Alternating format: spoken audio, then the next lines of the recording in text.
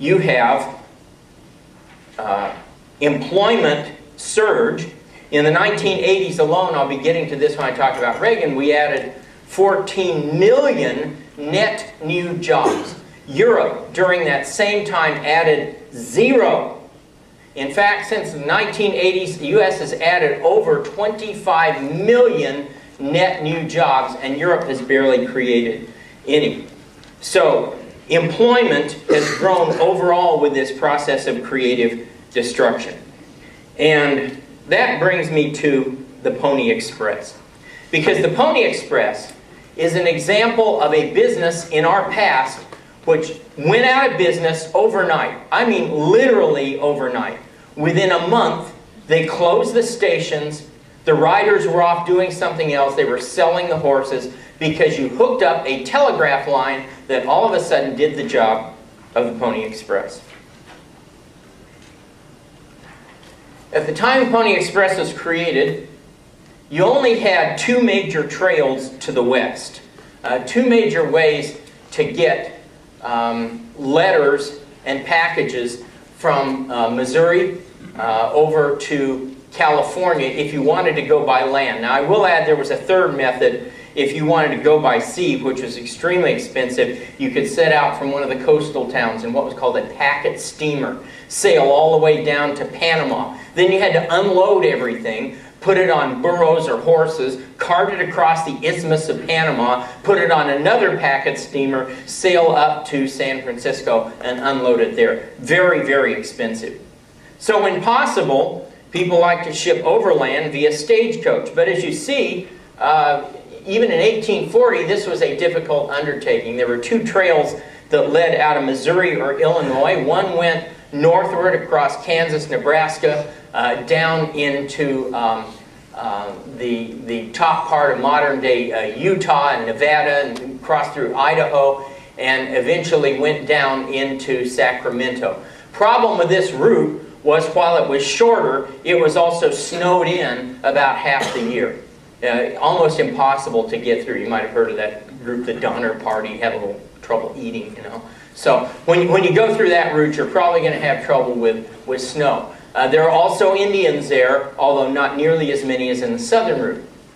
Southern route came down and cut through modern-day New Mexico, would cut across over here through modern-day Tucson, hook up in San Diego, and then come up the Pacific Coast Highway until it got to San Francisco. Much longer, but it's open all year. Still have to deal with Indians, and so it's still very expensive. The situation was so difficult that naturally the U.S. government got involved. And whenever the government gets involved, you're asking for trouble. You know what happens when the government gets involved? They have a solution, and in this case the solution was camels. They imported dromedary camels from the Middle East and tried to have them go over the Great American Desert. Now I'm from Arizona, and I can tell you that the desert in Arizona is nothing like the desert in Saudi Arabia. It's rocky, it destroys the camel's hooves, as they quickly figured out, and they had to abandon that.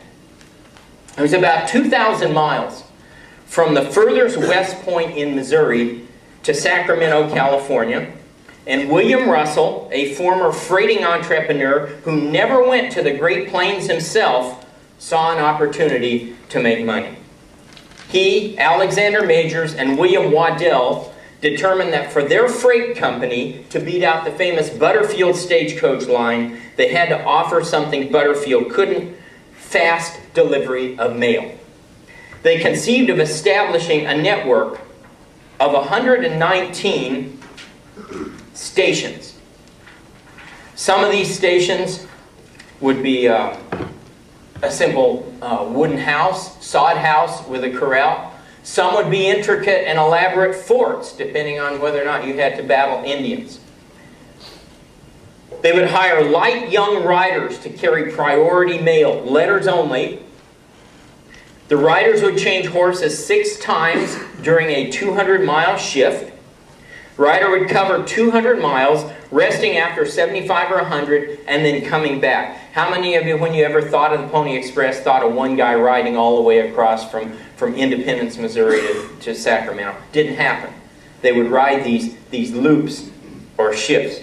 Total riding time from one side of the country to the other, remember we're talking about Missouri to Sacramento, was about 240 hours divided up among the riders. The Pony Express ran an ad. Now try getting away with this one today with all our equal opportunity employment regulations and everything else, right? Here's a real Pony Express ad. Wanted, young, skinny, wiry fellows not over 18.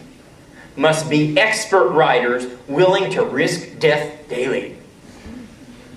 Orphans preferred. Now you say, why in the world would anybody turn out for that? Here's the kicker. Wages, $25 a week. Now in 1860 money, you're talking like $5,000, $6,000 a week wages. You know, but it's like being a pro football player. You can't do that all your life. You're only going to have a short span, even if you avoid the Indians and so forth. So it's going to pay really well. But that's why people got into it. Here's the Pony Express route as it was finally conceived.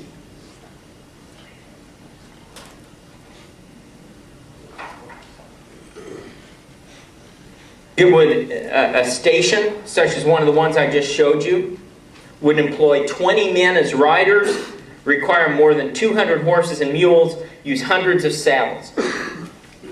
Each of the riders would carry on his saddle something called a mochila. Now this is a very bad picture. The only reason I even show this is because it gives you a good shot of the mochila. Kind of a hokey version of the mochila. This one down here, while it's a little harder to see, is more accurate. The mochila was in essence a blanket, leather blanket with 4 bags sewn into it, and you flopped it right over the saddle that you then sat on. Okay? These riders, however, I said before they wanted them light. Obviously this guy, you know, he needs the Atkins diet. But beyond that, you can tell this is kind of a trumped up picture, kind of a fake picture. Why?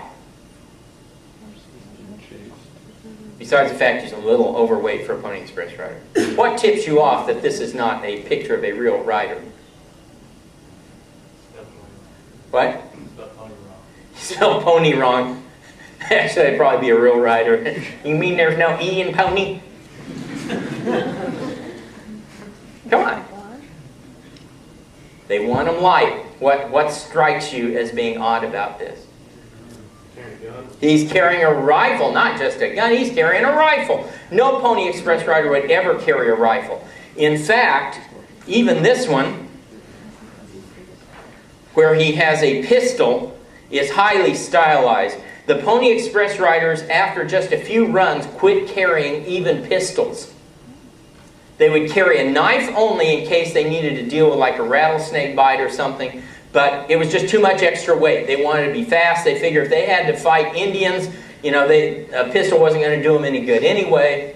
And so they quit carrying even pistols. At first, they used to have a bugle. And as they got near the station, they would blow on the bugle to let the station master know they were coming, and he'd be out there with another horse already.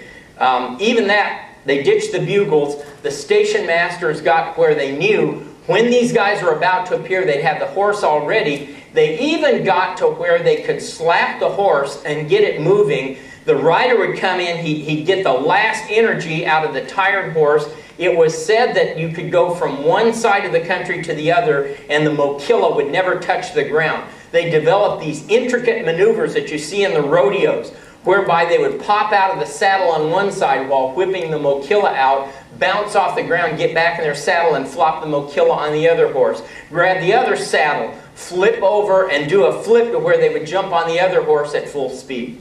I mean, these guys didn't believe in wasting time at all.